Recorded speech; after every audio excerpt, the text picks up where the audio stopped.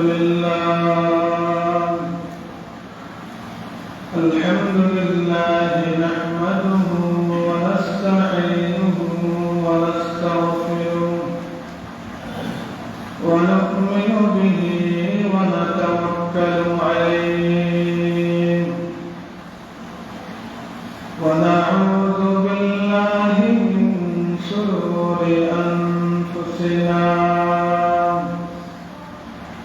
ومن سيئات أعمالنا من يهده الله فلا مضل له ومن يضلله فلا هادي له ونشهد أن لا إله إلا الله وحده لا شريك له ونشهد أن سيدنا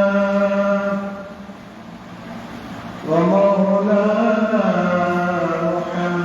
محمدا عبده ورسوله أرسله بالحق بشيرا ونذيرا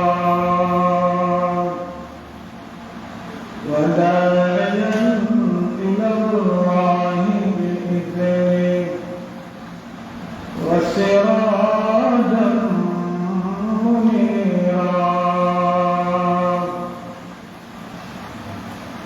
أما بعد فأعوذ بالله من الشيطان الرجيم بسم الله الرحمن الرحيم اليوم أكملت لكم دينكم وأتممت عليكم نعمتي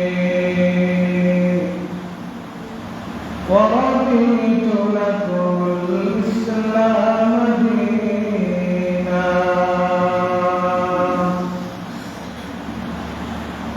وقال سيدنا رسول الله صلى الله عليه وسلم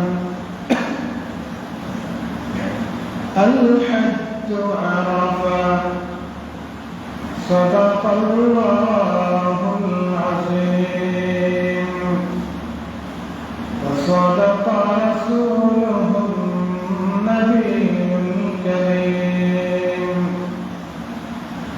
ونحن على ذلك لمن الشاهدين والشاكرين والحمد لله رب العالمين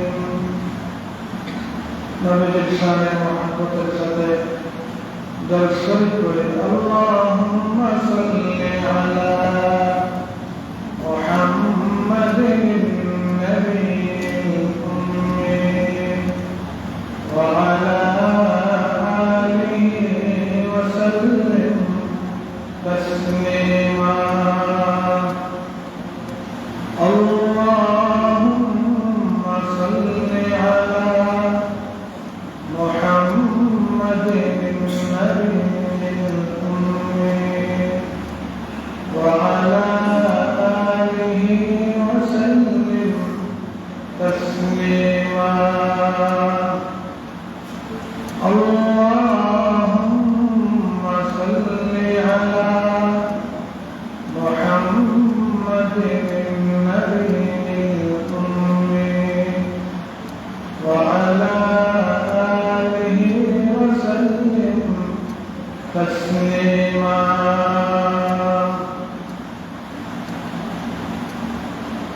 لا إله إلا الله من قطعني إلا الله من قطعني देखिए क्या रमज़ है कुदरत के इस पैगाम में देखिए क्या रमज़ है कुदरत के इस पैगाम में ला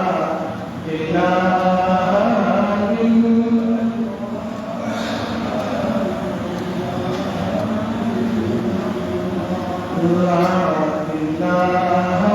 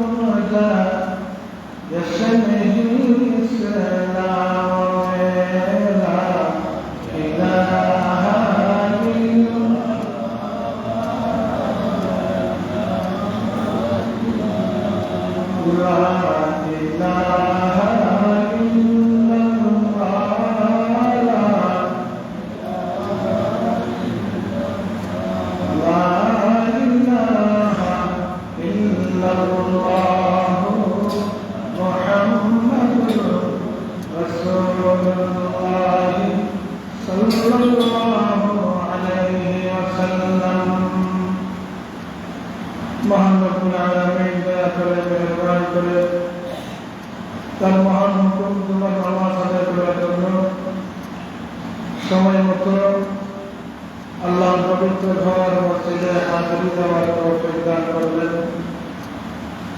এজন্য মালিকের দরবারে কালিমাত শুকর আদায় করছি, আলহামদুলিল্লাহ। আমি আপনাদের সম্মুখে পবিত্র কালামুল্লাহ শরীফের সূরাতুল মাইদার 3 নম্বর আয়াতের অংশবিশেষ বিশ্বনবী মুহাম্মদ রাসূলুল্লাহ সাল্লাল্লাহু আলাইহি ওয়াসাল্লামের মুবারক হাদিস সমূহ থেকে কনিষ্ঠ একটি হাদিস বরকতের জন্য তেলাওয়াত করেছি। মহান মালিক তৌফিক দান করলেন সকলের উপকারে আসে এমন কিছু কথা যেন আমলের নিয়তে বলার শোনার তৌফিক দান করেন। সবাই বলি আমিন। আমার তৌফিক ইল্লা বিল্লাহ আলাইহি তাওয়াক্কালতু ওয়া ইলাইহি উনীব।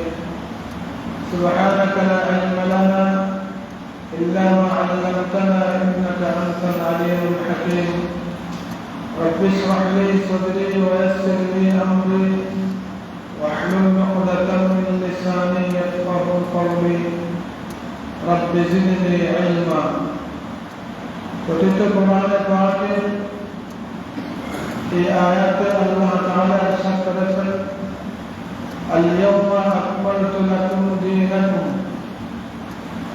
আজকের দিন তথা আরাফাতের দিন তোমাদের জন্য ধর্মের যাবতীয় বিধিবিধান পূর্ণ করে দিলাম। ওয়াতমামতু আলাইকুম নি'মাতি, এবং আমার নিয়ামত তোমাদের জন্য পূর্ণ করে দিলাম। ওয়ারাদিতু লাকুমুল ইসলাম দীনান, এবং ধর্ম হিসেবে ইসলামকে আমি তোমাদের জন্য মনোনীত করলাম। কথিত হাদিসে আল্লাহ নবী ইরশাদ করেছেন, জিলহজের 9 তারিখ আরাফার ময়দানে অবস্থান করাটাই হজ। হজ্জের অন্যান্য আনুষ্ঠানিকতা আদায় করে আরাফায় যদি পৌঁছতে না পারে তার হজ গ্রহণযোগ্য হয় না। আরাফার ময়দানে নির্দিষ্ট সময়ে পৌঁছতে পারাটাই হলো হজ্জের অন্যতম বিধান। সূরা মাইদার পঠিত এই আয়াতে 3টি বিষয় রয়েছে। প্রথমত আয়াত অবতরণের প্রেক্ষাপট, মুফাসসিরিনে কেরাম যাকে শানে নজুল বলেন। 2 নম্বর, এই আয়াত সম্পর্কে অমুসলিমদের মূল্যায়ন। 3 নম্বর, এই আয়াতের থেকে অর্জিত শিক্ষা। এই 3টি ধাপে আমরা এই আলোচনা শোনার বোঝার চেষ্টা করব। আল্লাহ আমাদেরকে আমলের নিয়তে শোনার বলার তৌফিক দান করুন। সবাই বলে আমিন। এই আয়াত অবতরণের প্রেক্ষাপট অত্যন্ত চমৎকার। আল্লাহর রাসূল দুনিয়া থেকে বিদায় হওয়ার মাত্র 90 দিন আগে এই আয়াত অবতীর্ণ হয়েছিল। বিধিবিধান সংবলিত আর কোন আয়াত এরপরে অবতীর্ণ হয় নাই। আয়াতটি অবতীর্ণ হয়েছে জুমার দিন। আয়াতটি অবতীর্ণ হয়েছে মক্কাতুল মুকাররমায়। আয়াতটি অবতীর্ণ হয়েছে 16 লক্ষ সাহাবায়ে কেরামের সামনে। আয়াতটি অবতীর্ণ হয়েছে বছরের সবচেয়ে সেরা দিন আরাফার দিন। আয়াতটি অবতীর্ণ হয়েছে আরাফাতের ময়দানে। সেই কারণে এই আয়াত অবতরণ অত্যন্ত চমৎকার, গুরুত্বপূর্ণ, মর্যাদাপূর্ণ। হিজরতের 9ম বৎসর যখন হজ ফরজ হয়, রাষ্ট্রীয় গুরুত্বপূর্ণ কাজের ব্যস্ততার কারণে আল্লাহর রাসূল ওই বছর হজ্জে যাইতে পারেন নাই। কিন্তু নবীর যুগের জীবনের বন্ধু হযরত আবু বকর সিদ্দিক রাদিয়াল্লাহু তাআলা আনহুকে আমিরুল হুজ্জাজ, হজ্জের আমির বানিয়ে সাহাবায়ে কেরামদের সাথে হজ্জে পাঠিয়েছিলেন। হিজরতের 10ম বছর, যে বছরের পরে আল্লাহর রাসূল আর পৃথিবীতে থাকবেন না, দুনিয়া থেকে বিদায় হয়ে যাবেন, ওই বছর হজ্জের মৌসুম যখন আসলো, নবীর পক্ষ থেকে ঘোষণা দেওয়া হলো এই বছর আল্লাহর রাসূল নিজেই হজ্জে যাবেন। রাসূল পাকের সাথে হজ আদায় করার জন্য সাহাবায়ে কেরাম আগে থেকেই উদ্গ্রীব ছিলেন, অপেক্ষা করতেছিলেন। যখন নবীজির পক্ষ থেকে নবী নিজেই হজ্জে যাওয়ার ঘোষণা দিলেন, তখন প্রায় 16 লক্ষ সাহাবায়ে কেরাম, কোন কোন বর্ণনায় 1,45,000 সাহাবায়ে কেরাম নবীর সাথে হজ আদায় করার জন্য চলে গেলেন। যেহেতু আল্লাহর রাসূল জীবনে হজ করেছেন একবার, হিজরতের 9ম বছর হজ ফরজ হয়েছে, 10ম বছর আল্লাহর রাসূল হজ করেছেন। ওই বছর হজ্জের 90 দিন পরে তিনি ইন্তেকাল হয়ে গেছেন। সেই কারণে নবীজি জীবনে বড় হজ করতে পেরেছেন কয়বার? একবার। মালদারের উপর হজ জীবনে ফরজ একবার, এরপরে যতবার করা হবে সেটা নফল। আল্লাহর রাসূল জীবনে বড় হজ করেছেন শুধুমাত্র একবার। ভাগ্যক্রমে ওই দিনটা ছিল জিলহজের 9 তারিখ, আরাফার দিনটা ছিল জুমাবার।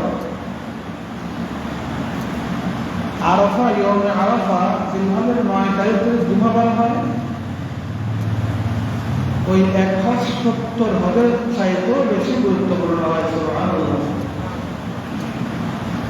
যাকে আমাদের ভাষায় আমরা আকবরী হজ বলি।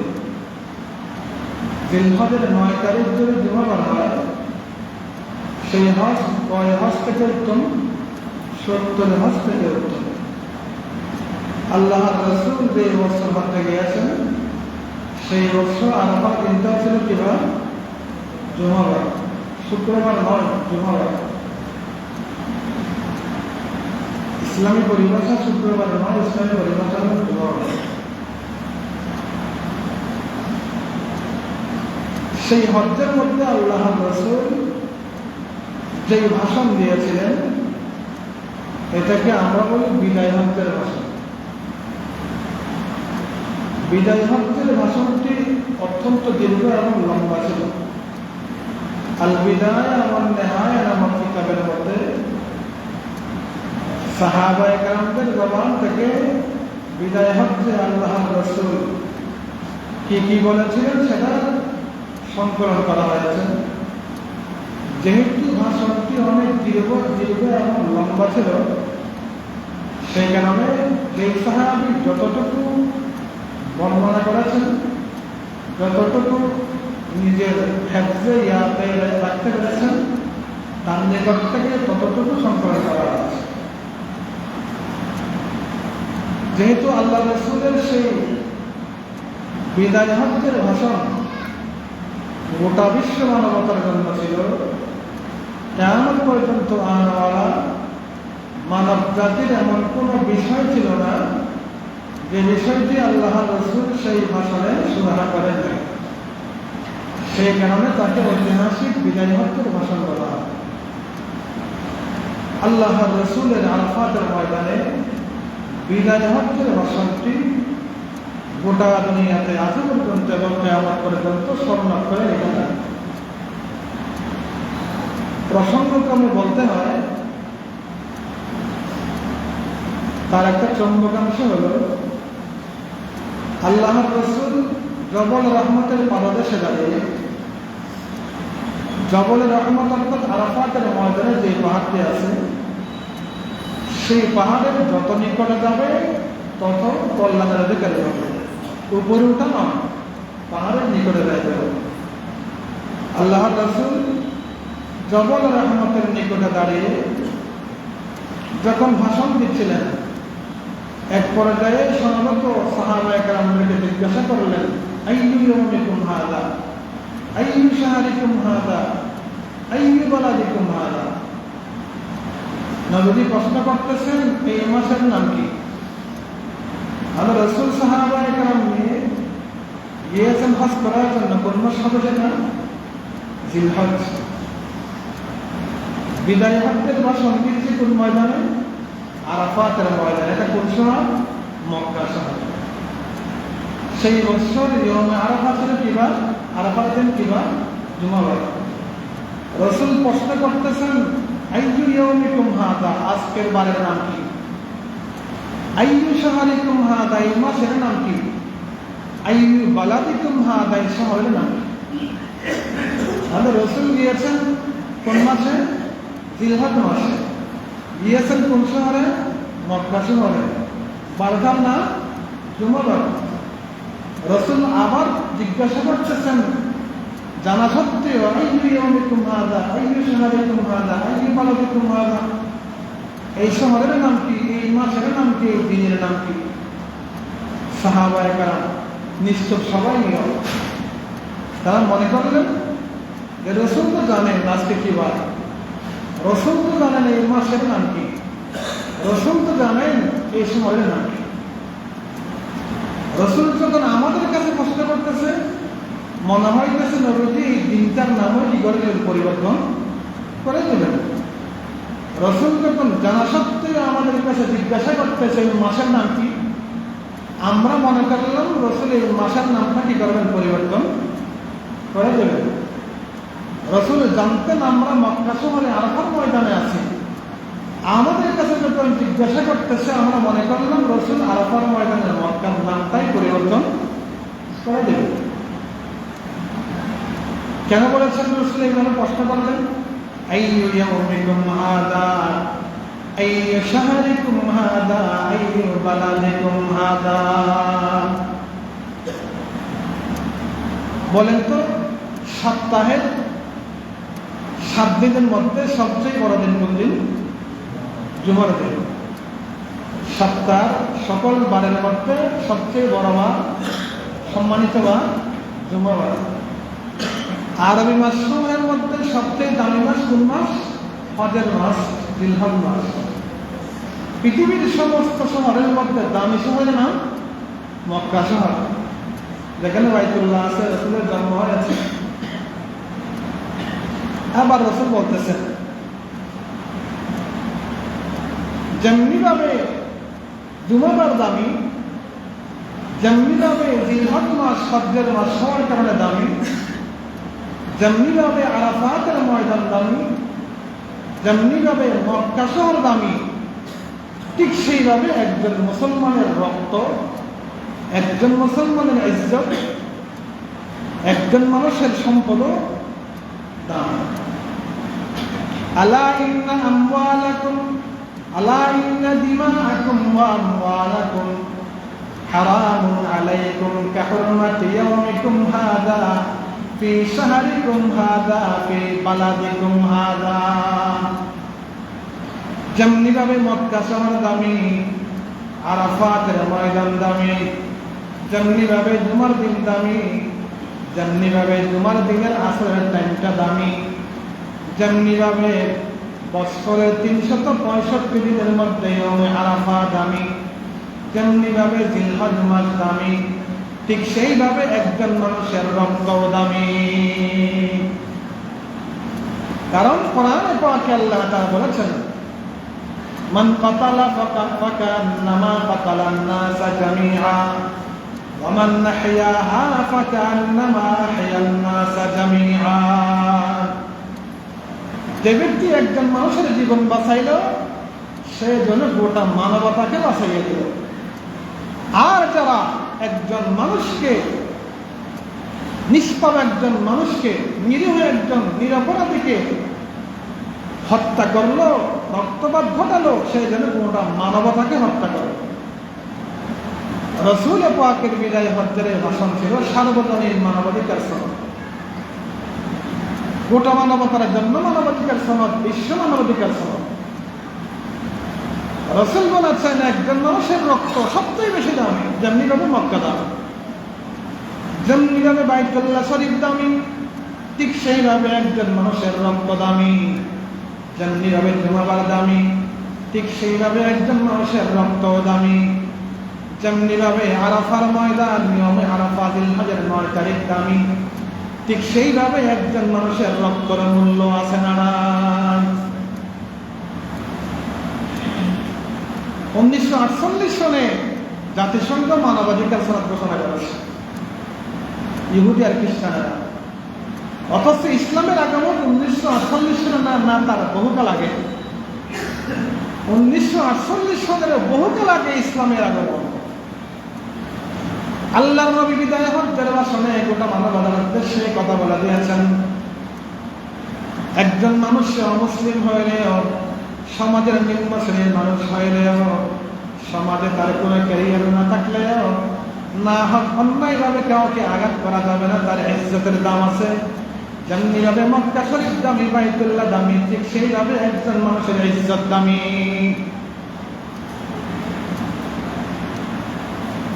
দেখুন আজ ফিলিস্তিনের মধ্যে প্রায় 36,000 শিশু আর নারী নিষ্পাপ নিরপরাধকে শহীদ করা হয়েছে। যারা আমাদেরকে মানবাধিকার মানবাধিকার বলে, তারাই অস্ত্র দিয়ে মারতেছে ফিলিস্তিনের মুসলমানদেরকে। আল্লাহর শুকর, আবার তাদের ওই খ্রিস্টানদের আরেক দলকে আল্লাহ ফিলিস্তিনকে স্বীকৃতি দেওয়ার জন্য তুলে দিয়েছে।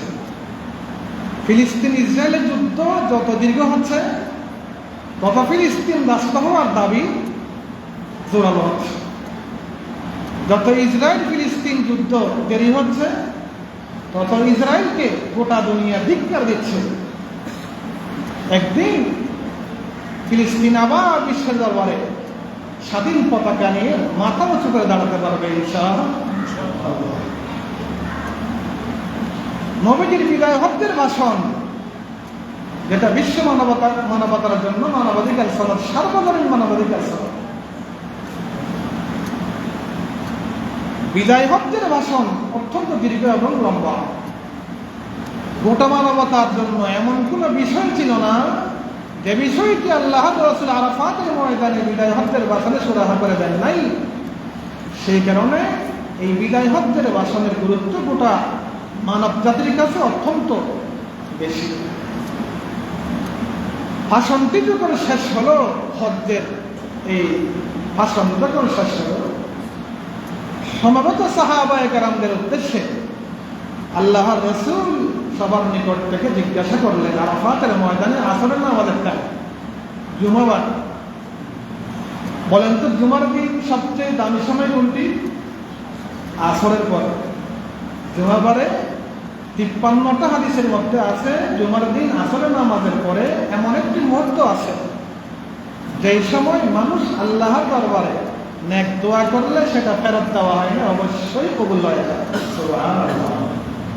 সে কারণে জুমার দিন আসর থেকে নিয়ে মাগরিব পর্যন্ত সময়কে আমরা গুরুত্ব দিব। পারবো না ইনশাআল্লাহ?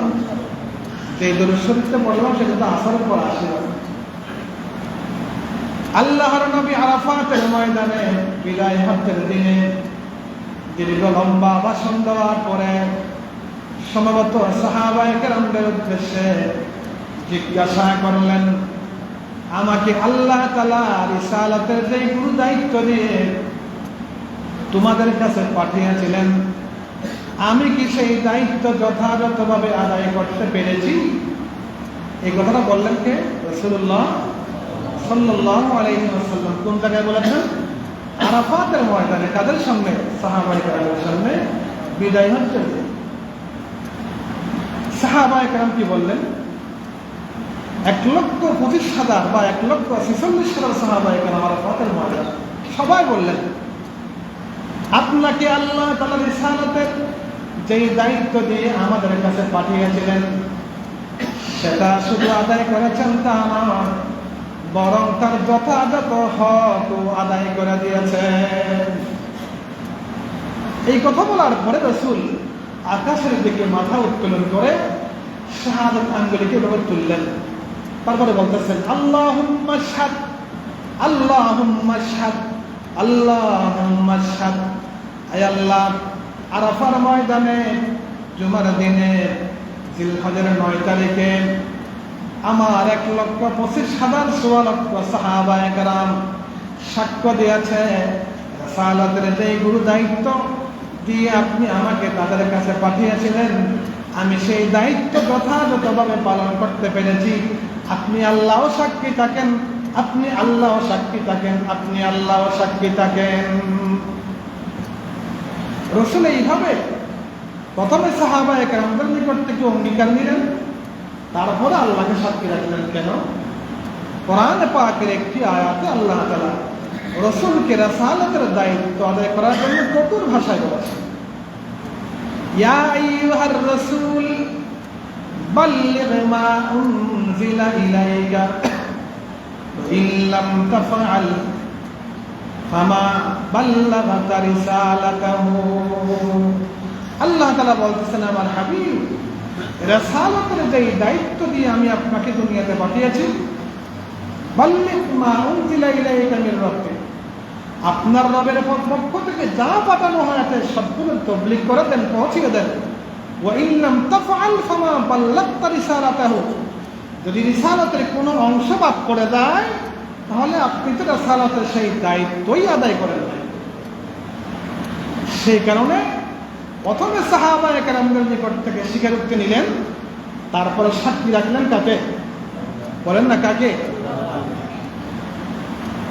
এই সাক্ষী পর্ব শেষ হওয়ার সাথে সাথে সূরা মায়েদার 3 নম্বর আয়াত অবতীর্ণ হয়ে গেছে। আল্লাহ বলেন, আল ইয়াউমা আকমালতু লাকুম দীনাকুম ওয়া আতমামতু আলাইকুম নি'মাতি ওয়া রাদিতু লাকুমুল ইসলাম দীনা।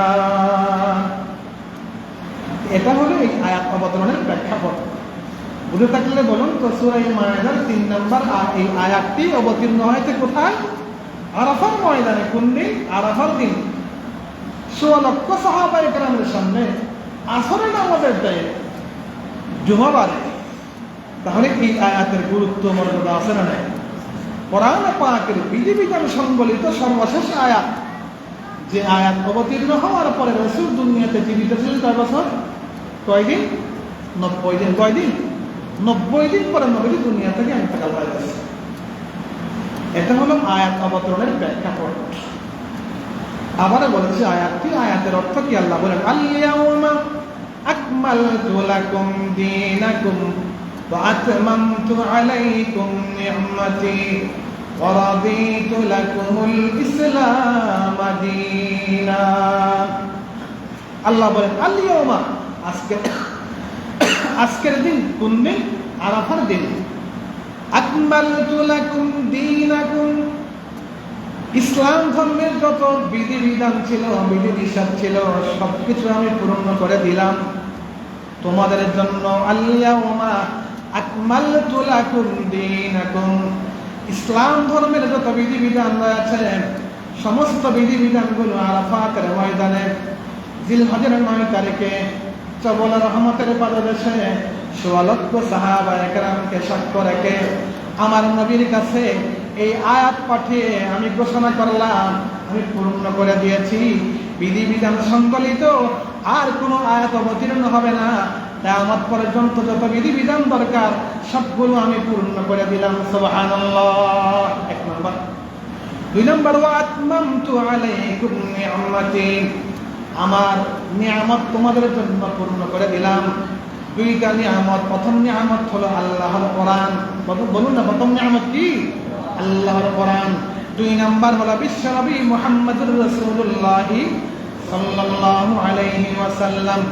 এরপর আল্লাহ বলেন ওয়ারাদিতু লাকুমুল ইসলাম দীনা, ওয়ারাদিতু লাকুমুল ইসলাম দীনা, দিন হিসাবে, ধর্ম হিসাবে আমি আল্লাহর কাছে মনোনীত ধর্ম একমাত্র কি?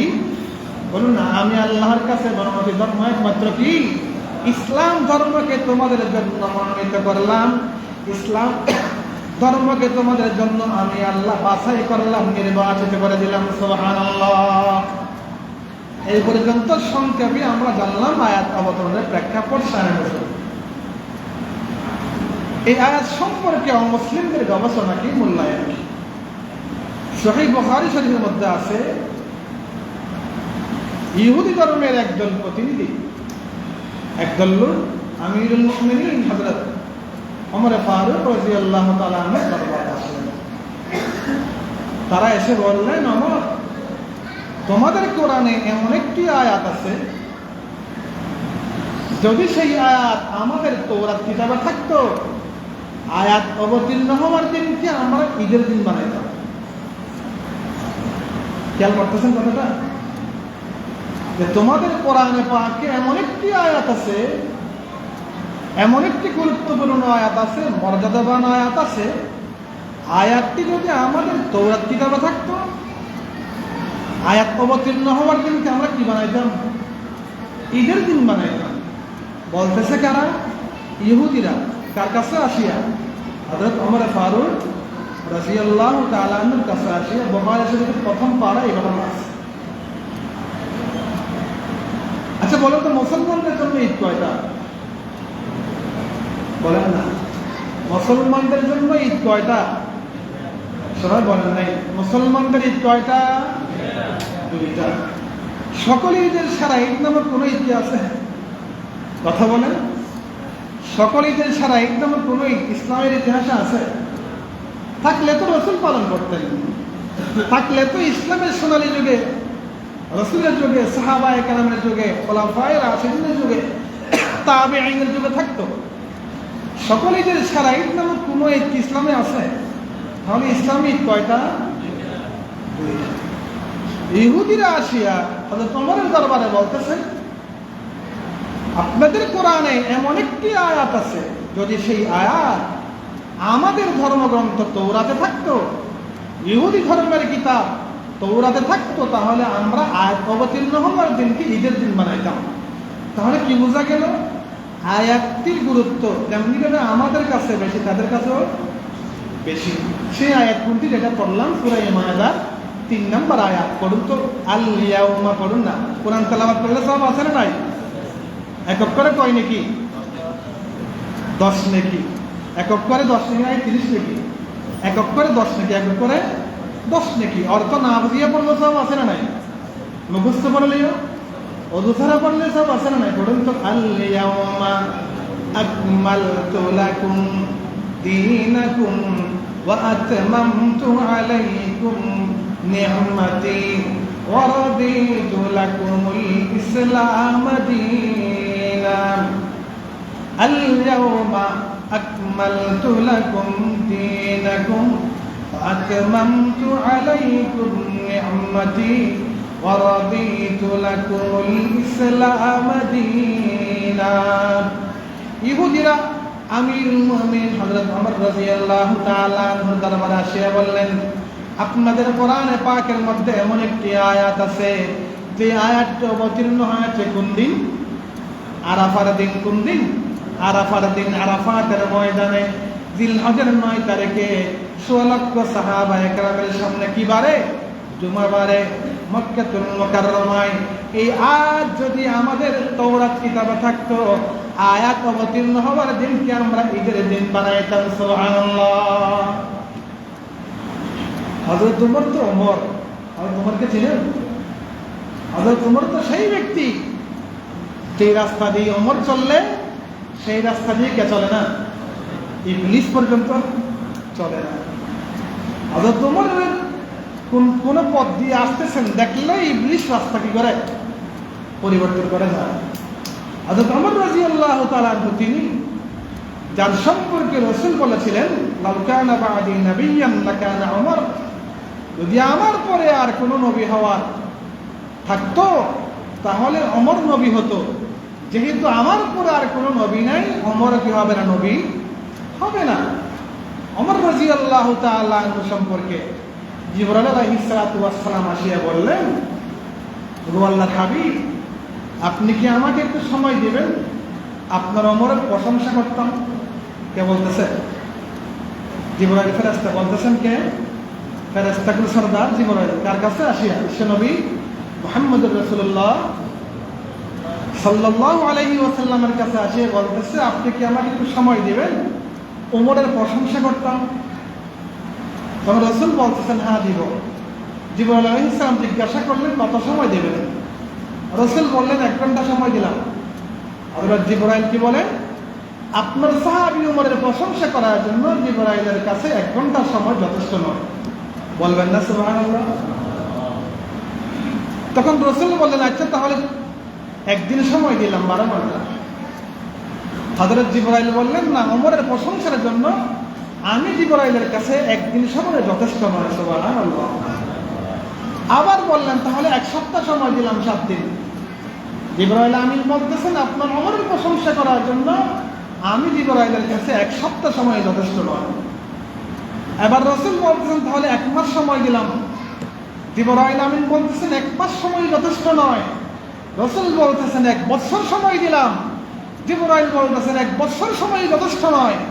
রাসূল এবার বলতেছেন, তাহলে আর পারবো না, আপনি বলেন কত সময় লাগবে। এবার জিবরাইল আমিন বলতেছেন, যতদিন নূহ আলাইহিস সালাম উম্মতকে তিনি দাওয়াত দিয়েছিলেন। কতদিন বলুন তো?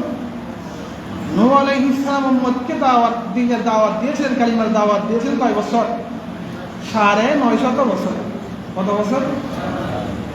অন্তত ওমরের প্রশংসা করার জন্য আমি জিবরাইলকে কত বছর সময় দেওয়া লাগবে? 950 বছর সময় দেওয়া লাগবে। বলুন না সুবহানাল্লাহ। দুনিয়ায়ে আদালত মে তেরা নাম রহেগা, দুনিয়ায়ে আদালত মে তেরা नाम रहेगा, फारूक तेरा नाम से इस्लाम रहेगा, फारूक तेरे नाम से इस्लाम रहेगा। ওমর রাদিয়াল্লাহু তাআলা আনহু দরবার আসিয়া ইহুদিরা যখন এই আবদার করলো, আমাদের তৌরাতে যদি আপনাদের কোরআনে এমন একটি আয়াত আছে, সেই কিতাব আমাদের তৌরাতে যদি থাকতো, আয়াত অবতীর্ণ হওয়ার দিনকে আমরা কি বানাইতাম? ঈদের দিন বানাইতাম। আচ্ছা বলেন তো, ইসলাম ধর্মের মধ্যে সংস্কারের কি প্রয়োজন আছে? মেহরবানি করে আমার সাথে কথা বলেন। ইসলাম ধর্মের মধ্যে অপূরণীয় বলতে কি কিছু আছে? ইসলাম কি অপূরণীয় ধর্ম না স্বয়ং সম্পূর্ণ ধর্ম? সূরা মায়েদার 3 নম্বর আয়াত অবতীর্ণ করে আল্লাহ বলতেছেন, আল-ইয়াউমা, আজকের দিন, আরাফার দিন, বিদায় হজ্জের দিন, জুমার দিন, আকমালতু লাকুম দীনাকুম, তোমাদের দিনকে, তোমাদের ধর্মকে, তোমাদের শরীয়তকে আমি পরিপূর্ণ করে দিলাম। এই কথাটা বলেছেন কে? তাহলে কি বোঝা যায় আমাদের ধর্মের মধ্যে আর কিছু বাকি আছে? তাহলে ধর্ম কি অসম্পূর্ণ নাকি স্বয়ং সম্পূর্ণ? স্বয়ং সম্পূর্ণ। রসুল বিদায় হজ্জের দিন, দুনিয়া থেকে বিদায় হওয়ার দিন, রবিউল আউয়াল মাসের 12 তারিখ সোমবার দিনকে যেইভাবে রেখে গিয়েছেন কিয়ামত পর্যন্ত দিন সেইভাবে থাকবে নাকি পরিবর্তন করা যাবে? বলেন। ইসলাম ধর্মের মধ্যে কি কোনো সংস্কারের প্রয়োজন আছে?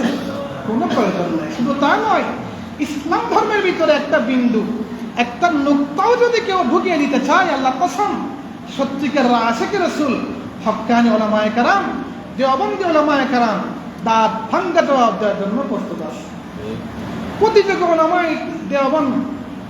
উলামায়ে দেওবন্দের দায়িত্বই হলো সেটা। সেই কারণে আল্লাহ আরে বলেছেন, লা ইলাহা ইল্লাল্লাহ মে নুকতা নেহি, লা ইলাহা ইল্লাল্লাহ মে নুকতা নেহি।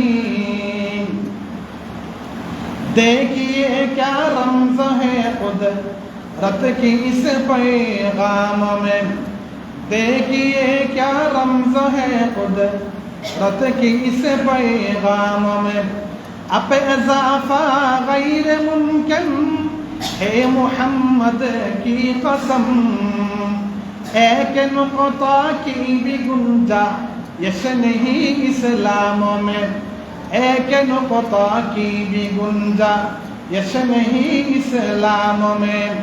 আল্লাহর রাসূল বিদায় হজ্জের দিন, বিদায় হজ্জের দিন এই আয়াত অবতীর্ণ হওয়ার পর থেকে 90 দিন পরে রবিউল আউয়াল মাসের 12 তারিখ সোমবার আল্লাহর রাসূল দুনিয়া থেকে বিদায় হওয়ার সময় দিনকে যেইভাবে রেখে গিয়েছেন কিয়ামত পর্যন্ত সেইভাবেই থাকবে। ইসলাম ধর্মের ভিতরে একটা বিন্দুও যদি কেউ ঢুকিয়ে দিতে চায়, একজন আশিক রাসূল দুনিয়াতে বেঁচে থাকতে পশ্চিমকাতেও সেটা মানতে পারে না, মেনে নেবে না। বলুন না সুবহানাল্লাহ। কালিমা লেখা আছে না এখানে? কালিমা লেখা আছে নেই? খেয়াল করুন তো, লা ইলাহা ইল্লাল্লাহ কালিমার প্রথম অংশ কি? লা ইলাহা। শেষের অংশ কি? মুহাম্মাদুর রাসূলুল্লাহ। আজকে কালিমাটা দেখে গুনবেন। লা ইলাহা ইল্লাল্লাহ কোন অংশ? প্রথম অংশ। মুহাম্মাদুর রাসূলুল্লাহ দ্বিতীয় অংশ। লা ইলাহা ইল্লাল্লাহর মধ্যে অক্ষর কয়টা? 12টা। লা ইলাহা ইল্লাল্লাহর মধ্যে অক্ষর কয়টা? 12টা। মুহাম্মাদুর রাসূলুল্লাহ কালিমার দ্বিতীয় অংশ, নবীর নামের মধ্যে অক্ষর কয়টা? বলুন না সুবহানাল্লাহ। লা ইলাহা ইল্লাল্লাহ মে নুকতা নেহি, देखिए क्या रमज़ है कुदरत की इस पैगाम में। আল্লাহ কালিমার প্রথম অংশ, আল্লাহর নাম লা ইলাহা ইল্লাল্লাহর মধ্যে যেমন নুকতা নাই, ফোঁটা নাই, বিন্দু নাই, ঠিক তেমনি ভাবে কালিমার দ্বিতীয় অংশ মুহাম্মাদুর, বলুন না মুহাম্মাদুর রাসূলুল্লাহ, মুহাম্মাদুর রাসূলুল্লাহ কালিমার দ্বিতীয় অংশ মুহাম্মাদুর রাসূলুল্লাহর মধ্যেও কোনো নুকতা নাই, ফোঁটা নাই, বিন্দু নাই। সুবহানাল্লাহ। বিন্দু ফোঁটা ছিলেন তো? বা লেখার সময় নিচে কয় নুকতা? 1 নুকতা। তা লেখার সময় উপরে কয় নুকতা? 2 নুকতা। সা লেখার সময় উপরে কয় নুকতা? 3 নুকতা। লা ইলাহা ইল্লাল্লাহর মধ্যে কোনো নুকতা, ফোঁটা, বিন্দু আছে না? নাই। ঠিক সেইভাবে নবীর নাম মুহাম্মাদুর রাসূলুল্লাহর মধ্যে কোনো নুকতা, ফোঁটা, বিন্দু। अब इज़ाफ़ा गैर मुमकिन है मोहम्मद की कसम, एक नुक़्ता की भी गुंजाइश नहीं इस्लाम में, एक नुक़्ता की भी गुंजाइश नहीं इस्लाम में। দেখুন তো, আল্লাহ আলিফ লাম লাম হা কয় অক্ষর? 4 অক্ষর। 4 অক্ষরের আল্লাহের মধ্যে কোনো নুকতা, ফোঁটা, বিন্দু আছে না? নাই। নবীর নাম কি? মুহাম্মদ। নবীর নাম মুহাম্মদ। মিম হা মিম দাল। অক্ষর কয়টা? আল্লাহর নামের মধ্যে অক্ষর কয়টা? নবীর নামের মধ্যে অক্ষর কয়টা? 4টা। আল্লাহ শব্দের মধ্যে যেমন কোনো নুকতা নাই, ফোঁটা নাই, বিন্দু নাই, নবীর নাম মুহাম্মদ শব্দের মধ্যে কোনো নুকতা নাই, ফোঁটা নাই, বিন্দু নাই। বলুন না সুবহানাল্লাহ।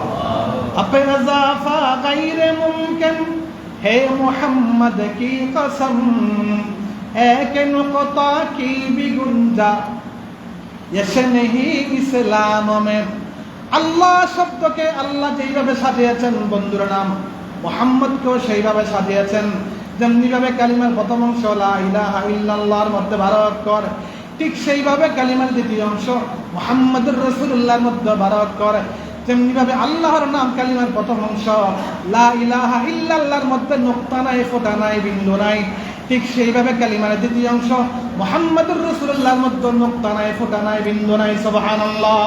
এটা দ্বারা প্রমাণিত হয় আল্লাহ যেমন নিরাকার আল্লাহর একত্ববাদের মধ্যে যেমন কেউ শরীক নাই বিশ্ব নবীর নবুয়তের মধ্যে সর্বশেষ নবীর রিসালাতের মধ্যে আর কোন ভণ্ড নবী আর কোন গোলাম আহমদ কাদের নামক দাজ্জালরা কিয়ামত পর্যন্ত কেউ শরীক থাকতে পারে না। ইসলাম ধর্ম পরিবর্তিত ইসলাম ধর্মের মধ্যে একটা বিন্দু কিয়ামত পর্যন্ত যদি কেউ ঢুকাই দিতে চায় আল্লাহ নবীর একজন আশিক থাকতে কিয়ামত পর্যন্ত পশ্চিমকালেও সেটা মানবে না মানতে পারবে না বলুন না সুবহানাল্লাহ। সেই কারণে বিদায় হজ্জের দিনে আরাফাতের ময়দানে জিলহজের 9 তারিখে 16 লক্ষ সাহাবায়ে কেরামের সামনে জুমার দিন আসরের নামাজের টাইমে আল্লাহ তাআলা বলেন আল ইয়াউমা আকমালতু লাকুম দীনাকুম ওয়া আতমামতু আলাইকুম নি'মাতি ওয়া রাদিতু লাকুমুল ইসলাম দীনা। ইসলাম ধর্ম পরিবর্তিত ধর্ম। রাসূল এই আয়াত অবতীর্ণ হওয়ার পর থেকে নিয়ে 90 দিন পর্যন্ত রবিউল আউয়াল মাসের 12 তারিখ সোমবারে ইসলাম ধর্মকে যেই জায়গায় রেখে গিয়েছেন কিয়ামত পর্যন্ত সেইভাবে থাকবে, তার ভিতরে একটা বিন্দু কারো ঢুকানোর ক্ষমতা নাই। আল্লাহ আমাদেরকে আরাফাতের ময়দানে আগে যে আরাফাতের ময়দানে গুরুত্ব সম্পর্কে কথাগুলো বলা হয়েছে এবং এই হজ্জের দিন আরাফার দিন নিয়ম আরাফা দিন সেইভাবে গুরুত্ব সহকারে আমরা যারা হজ্জে যাইতে পারি নাই আমাদেরকে সেই আরাফার দিন নিয়ম আরাফাকে সেইভাবে কাটানোর তৌফিক দান করুন আমিন। আর যারা আরাফাতের ময়দানে গিয়েছে যাচ্ছে আল্লাহ যেন তাদের হজকেও সেইভাবে কবুল করুন, মঞ্জুর করুন, মকবুল হজ করে ঘরে আসার তৌফিক দান করুন। যেইভাবে আরাফাতের ময়দানে আমরা অঙ্গীকার দিয়ে এসেছিলাম আমাদের জীবনের দৈনন্দিন সমস্ত চাহিদা পূরণ করার মালিক কে? আরে যদি বলুন না, আমাদের দৈনন্দিন জীবনের সমস্ত চাহিদা পূরণের মালিক কে? আমরা তার বিধিবিধান যেন সেইভাবে মানতে পারি, আরাফার ময়দানে যেন আমরা সেই অঙ্গীকারকে স্মরণ করতে পারি। আল্লাহ যেন আমাদেরকে সেই অঙ্গীকারের উপর মৃত্যুর দুয়ার পর্যন্ত অটল থাকার তৌফিক দান করুন আমিন। মা তৌফিক ইল্লা বিল্লাহ ওয়া আখিরু দাওয়ানা আলহামদুলিল্লাহি রাব্বিল আলামিন।